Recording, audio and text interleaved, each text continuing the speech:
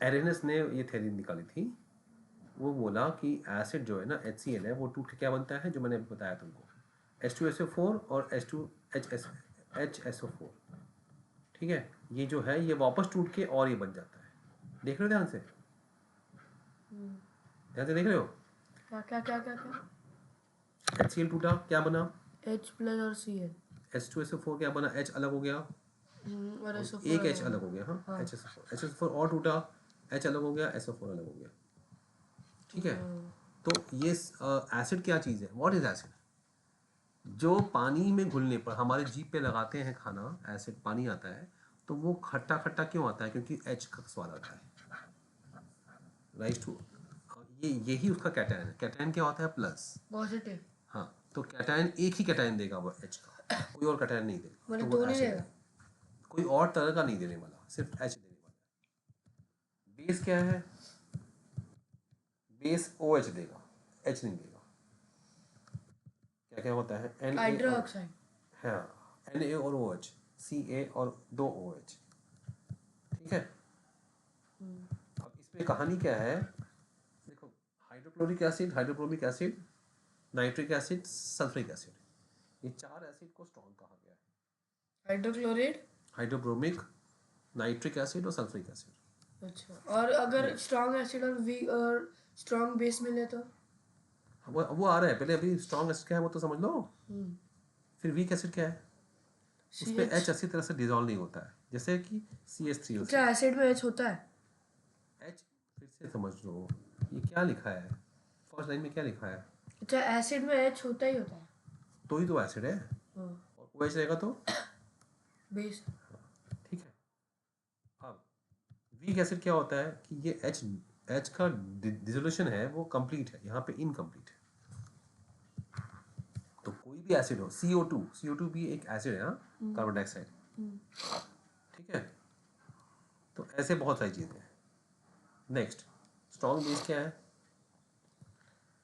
जो भी acid, strong acid जैसे होगा। वेट, अब इसमें N सोडियम पोटेशियम ले लो, कैल्शियम ले लो और सोडियम ले लो, सोडियम।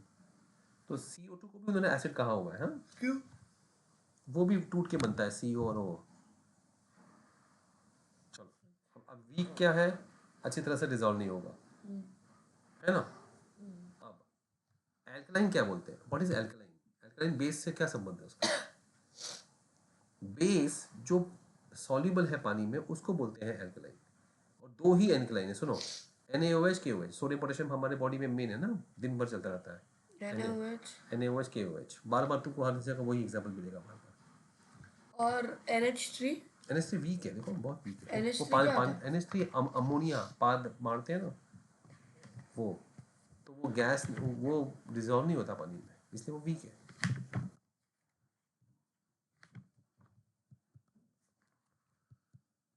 ठीक है, नहीं, NH3 डिजोल्व होता है पानी, सॉरी, इसलिए तो वो हमारे शरीर में है, लेकिन वो वीक बेस है, वो स्ट्रॉन्ग नहीं है, लेकिन एल्कलाइन है। एल्कलाइन का मतलब समझ गए? एल्कलाइन में बेस होना चाहिए जो सॉल्युबल होना चाहिए। सिर्फ बेस रहेगा तो नहीं चलेगा, सॉल्युबल भी होना चाहिए, वाटर सॉल्युबल। समझ गए? अब देखो इसमें HCl में कितने H आएंगे? एक। नेक्स्ट बोलते जाओ। एक, फिर अगले में भी एक, हाँ, फिर अगले में भी एक, उसमें भी एक, उसमें भी एक, उसमें इसमें दो है ना, तो कि एक दो आएगा ना, एक आएगा। बाद में वो HSO4 फिर से टूट के और आएगा ना H। दो H है ना उसमें। तो दो H आएंगे। तुमने देखा नहीं ऊपर, तुमने देखा ही नहीं ये चीज़। ये देखो, ये जब टूटा HCl, हाँ, ये क्या हुआ देखो, H2SO4 टूटा तो क्या हुआ? बोलो क्या हुआ? अब इधर ही आ रहा। बोलो क्या हुआ? H2SO4 टूटा तो क्या हुआ? पता नहीं। अरे यहाँ यहाँ देखो ना। अच्छा ठीक है, समझ गया। इसमें एक, इसमें एक, इसमें दो, इसमें दो, इसमें तीन, इसमें तीन, और इसमें एक। Very good, smart. ये केमिकल्स को देख लो, तुम्हें कंफर्टेबल हो जाएगा। NaKO, एक एक, दो दो, तीन दो, एक, तीन तीन है। एसिड और बेस को क्लासिफाई किया है। बेसिसिटी ऑफ एसिड, ये क्या होती है? क्या? The number of H ions obtained by dissociation of one molecule is called basicity. H जो है ना H का दूसरा नाम है बेसिसिटी ऑफ एसिड, और OH जो है वो एसिडिटी बोलते हैं बेसिस का। ये बोलने का तरीका है, ठीक है, समझे? क्या वो आते हैं जब या फिर वो होते हैं? अरे कहीं भी हो तुम्हें क्या मतलब, बस उसको। अब ये क्या है, what is the acidity of this base? OH। 1 अच्छा 1 OH। What is the acidity of this base? CO वाला 2। 2, इसका वो एसिडिटी है। हाँ। OH को क्या बोलेंगे? ऐसे ये उनकी भाषा है, लॉजिक दिमाग लगाओ, है ना। अब ये एक वर्ड देखो क्या लिखा है, मोनोबेसिक, डाइबेसिक, ट्राइबेसिक। मतलब मोनो मोनो मतलब एक बेस वाला, हाँ समझ गया है ना। मतलब एसिड इसमें एक हाइड्रोजन है, इसमें 2 है, इसमें 3। ठीक है, चलो नेक्स्ट, कॉन्सेंट्रेशन। अब नींबू पानी का उन्होंने 2 में लिया हुआ है, ठीक है। अब मोल, तुम मोल पूछे थे, हाँ, मोल मोल क्या क्या था? होता है, ये देखो मोल क्या होता है। और लेमन को 2 पार्ट में मैं काट पढ़ लिया। रहा नहीं हूँ, आप मैं बताओ। बता रहा तो हूँ ना, लेमन को 2 पार्ट में लिया। हाँ बोलते जाओ तो मुझे मेरे हाँ। पास सुनो। अलग अलग नींबू लिया, 10 ml पानी डाल दिया, एक में 20 ml। एक में नींबू पानी 10 ml है, एक में 20 ml है, हाँ, और नींबू सेम। Same amount. हाँ, अब the sour taste of the solution is because of the solute, lemon की वजह, लेमन जूस की वजह से, है ना। लेमन जूस तो सब में सेम है, लेकिन टेस्ट अलग है, क्यों? क्योंकि इसमें वाटर कंसंट्रेशन ज़्यादा इसमें सॉल्वेंट ज़्यादा है ना। Ratio of solute to the quantity is different. पहले में रेशियो बड़ा है, दूसरे में रेशियो छोटा है ना। तो टेस्ट डिपेंड किस पे करता है? सॉल्यूट की प्रॉपर्टीज पे। अच्छा, अब ये सॉल्यूट का जो प्रोपोर्शन है उसको बोलते हैं कॉन्सेंट्रेशन। तो पहले में कॉन्सेंट्रेशन ज़्यादा है, कॉन्सेंट्रेटेड है ज़्यादा, दूसरा वाला कॉन्सेंट्रेशन कम है ना। अब कॉन्सेंट्रेशन को मेजर करने के लिए एक यूनिट बनाया हुआ, क्या? उसका है mass of solute in grams dissolved in 1 litre, gram per litre, G/L, कि नींबू का कितना ग्राम, हाँ कोई मतलब वो पाउडर भी होता है, नींबू का एग्जांपल दिया, समझ लो नमक, तो उसका होता है ग्राम प्लस पर लीटर। 1 लीटर बॉटल ले लो पानी का, उसमें 1 ग्राम डाल दो तो वो होता है 1G+L। तो ये उनका यूनिट है। उसे बोलते क्या है? लिखा तो है ना, mass of the first mass of solute पर लीटर। नहीं, इसे बोलते क्या है? यही बोलते हैं, और कुछ कोई स्पेशल नाम नहीं है। सेकंड है number of moles per litre. Moles क्या था? रुको, वही तो बता रहा हूँ, सुनो। सेकंड क्या है? Number of moles per litre, है ना। इसको बोलते हैं मोलैरिटी, ठीक है। अब उसका एग्जाम्पल है, उसको स्क्वायर ब्रैकेट में लिखते हैं। स्क्वायर में लिखा है मतलब वो मॉलिक्यूलर फॉर्मूला लिखा रहेगा उसके अंदर 1।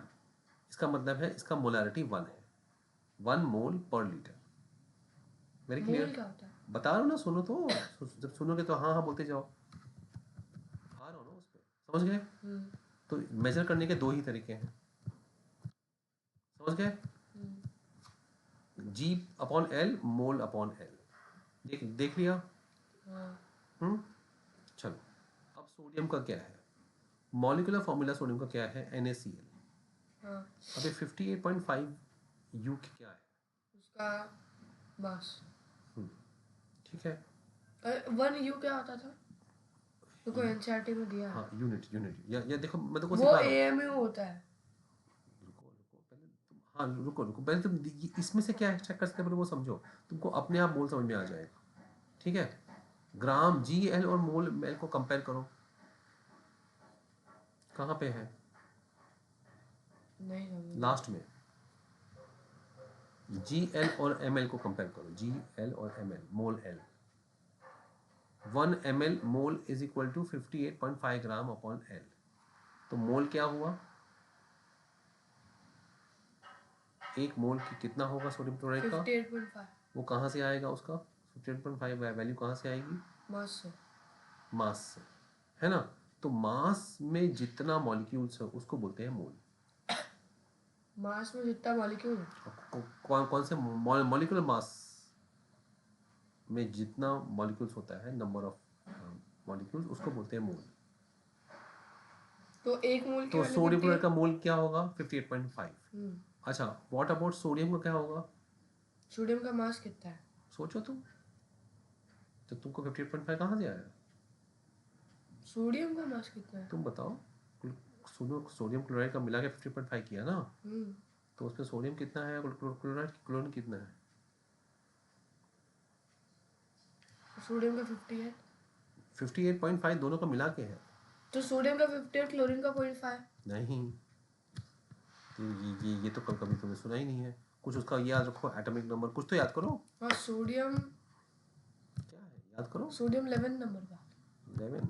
अच्छा, और उसका ये एटॉमिक मास कितना होता है? 22। 22 नहीं, 22 तो नहीं है।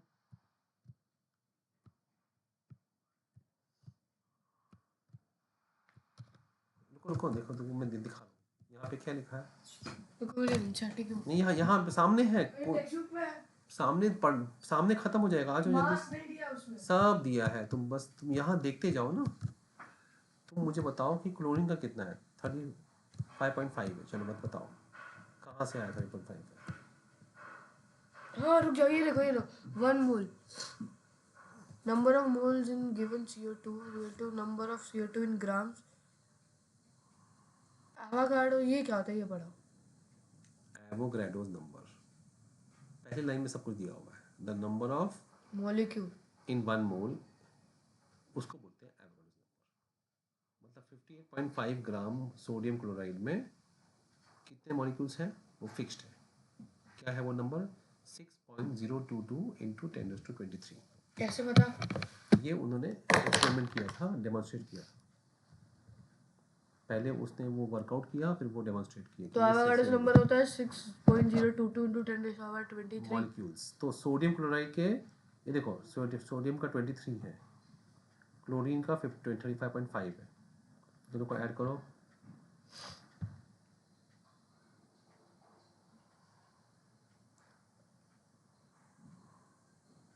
58.5 58.5 ग्राम सोडियम क्लोराइड में 23 सोडियम 6.022 इंटू 10⁻23, 22 है, 23 है, मॉलिक्यूल्स रहेगा।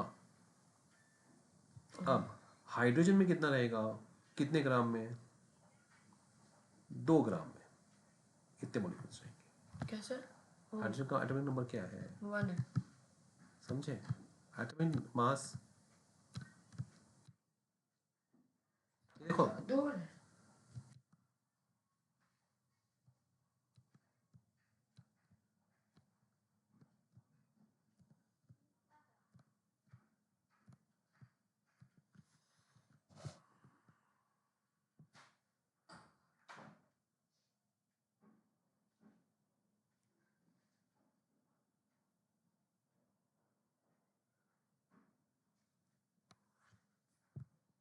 मोल is equal m is equal to mass upon ml।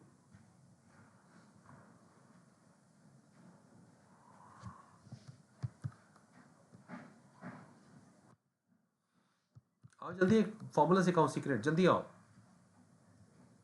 मोल निकालने का तरीका, आओ जल्दी।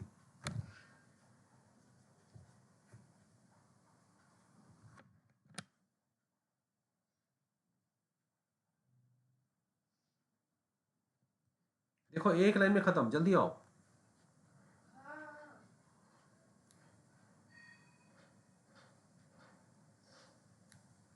आओ।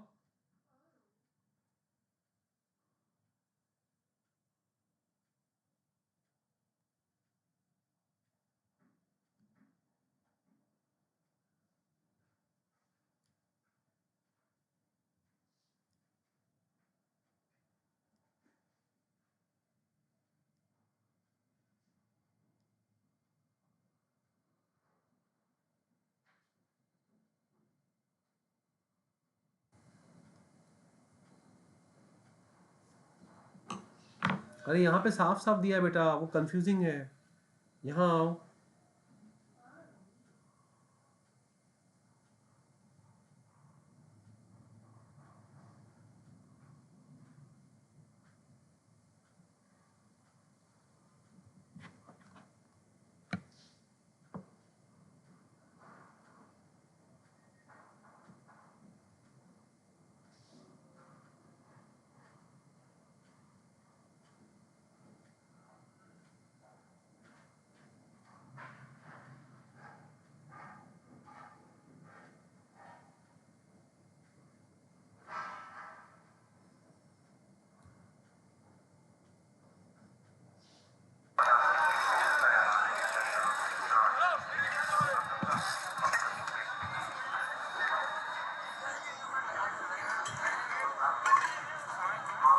दशाश्वमेध घाट से।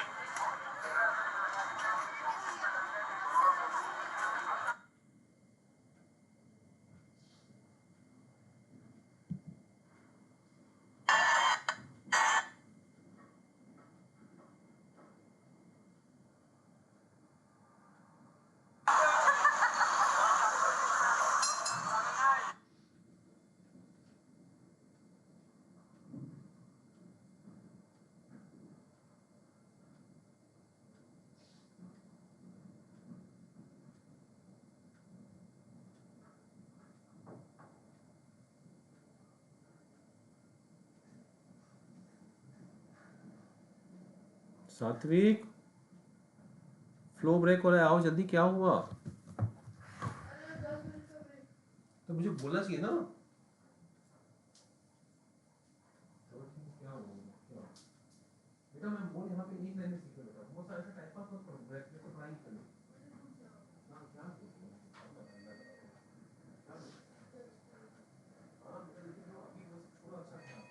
अभी आप आराम करो, अभी आपकी लड़ाई चल सुनो, अभी आपकी लड़ाई चल रही है, ब्रेक मतलब ब्रेक, ब्रेक मतलब ब्रेक, ब्रेक मतलब ब्रेक, इसके बाद मोल क्या होता है? देखो, mole is equal to mass upon molecular mass, clear? Molecular mass में मास कैसे होता है? अच्छा, mass in grams, mole is m upon ml, क्या फॉर्मूला है? सिंपल, तो हाइड्रोजन का 2 ग्राम है, हाँ, अपॉन मॉलिक्यूलर मास 2, नहीं हाइड्रोजन का मॉलिक्यूलर मास 2 है, मॉलिक्यूलर मास एक उसका एटॉमिक नंबर है, हमेशा H2 होता है, मॉलिक्यूल करेंगे ना, m upon m, mole is m upon m, तो ये तो अगर हाइड्रोजन 10 ग्राम है, हाँ, तो कितना मोल हुआ? 10/5 मोल, हाँ, और एक मोल की वैल्यू कितनी है? एक मोल में कितने मॉलिक्यूल्स हैं? वो एवोगाड्रो बनते हैं, हाँ, एक मोल में कितने मॉलिक्यूल्स? 6.02 into 10 क्या एक क्या तो अगर वैल्यू ऑफ 1 मोल पूछो तो यही है, क्लियर? क्लियर? अब आपको मॉलिक्यूलर मास नहीं आता है, उसकी मतलब अगर ऐसे दिए कि 1 मोल की वैल्यू 6.02 तो 2 हाइड्रोजन ग्राम में कितने हो? मतलब तुमको फॉर्मूला पता है, क्या फॉर्मूला है? मोल बोलो, मोल इक्वल टू 6, मैंने क्या बोला है आपको? नहीं, पर उसमें ये नहीं बताना कितने मोल है, मोल की वैल्यू बतानी है, 6. तुमको पता है एक तुम बस ये फॉर्मूला डालो ना, फॉर्मूला तो डालो, क्या पूछना है? चाहिए the value of 1 mole is equal to 6.2, वो ठीक है, क्या पूछा क्या? Then how many moles are present in 2 grams of hydrogen? हाँ ठीक है, और नीचे डेसिमल में आंसर है, ऐसे नहीं 1 2 हमारा फॉर्मूला में डालो उसको, 1 मोल आया, बस 1 मोल कितना होता है? चलो ऐसा और दो फॉर्मूले, मुझे बदबू वाली बात,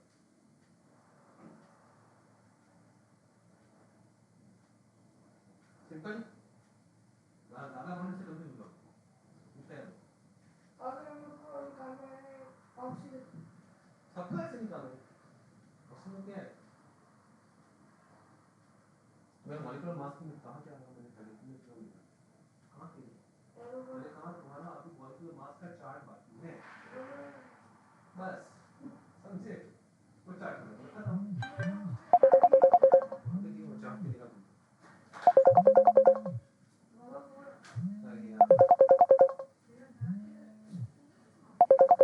कन्हैया मतलब, हाँ जी, हरिहर हरिहर हरिहर, आवाज़ आ रही मेरी आपको? हरिहर हरिहर हरिहर, क्या आपको मेरी आवाज़ आ रही भैया?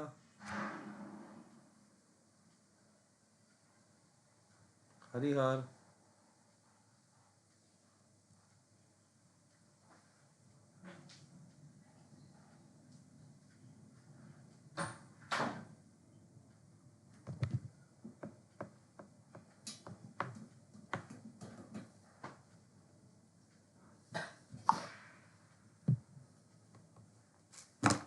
अरे आवाज़ नहीं आ रही, इनकमिंग कॉल आ रहा है, दिखा रहा है, एक्सेप्ट किया तो